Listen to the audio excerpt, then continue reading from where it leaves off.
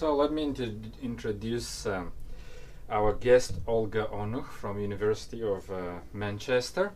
She's a specialist on Euromaidan in Kiev, just made a very extensive research in that area. And I want to ask you, Olga, who was involved in Euromaidan?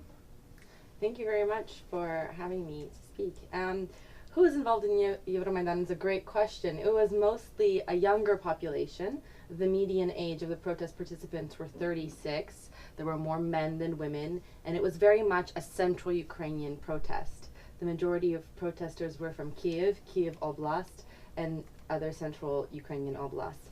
The second largest group, about 26% to 35%, depending on the different survey data available, was from Western Ukraine.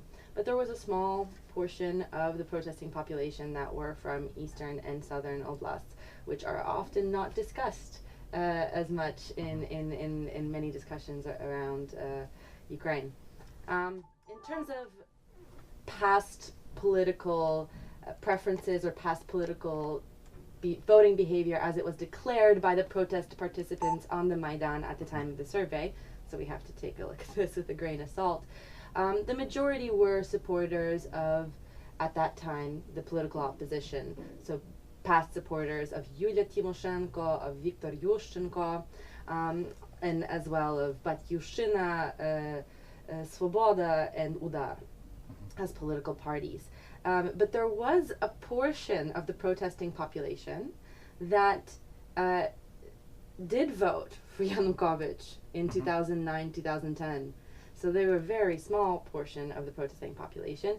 In my sample, they were under 10%, but that still is something. That's still surprisingly interesting.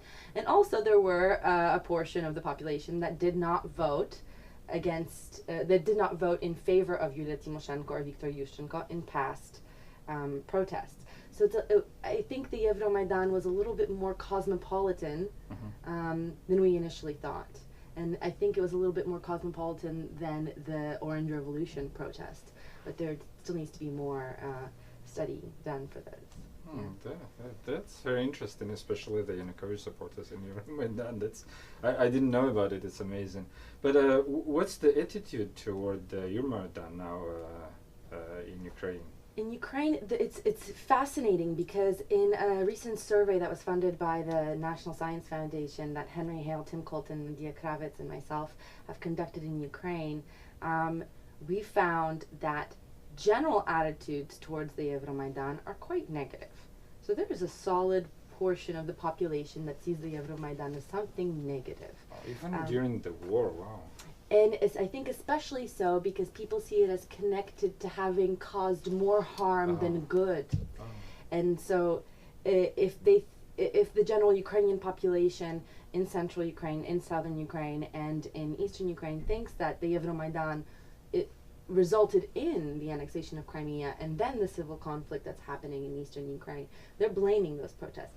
But interestingly enough, we have a question asking our survey respondents what do they think that under the current crisis conditions, when there is a weak state and there are weak institutions, do they think that protest is the best option or a legitimate option? And overwhelmingly, more than 60% of our surveyed respondents agree that protests are the right way to go about things if you can't get them done in another fashion.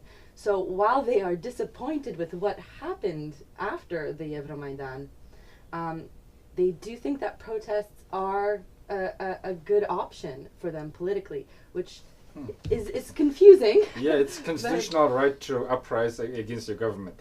Yeah, and after seeing the wall of fire in Kiev and after seeing all these violent events thereafter, I think that Ukrainians still think protest is a good idea.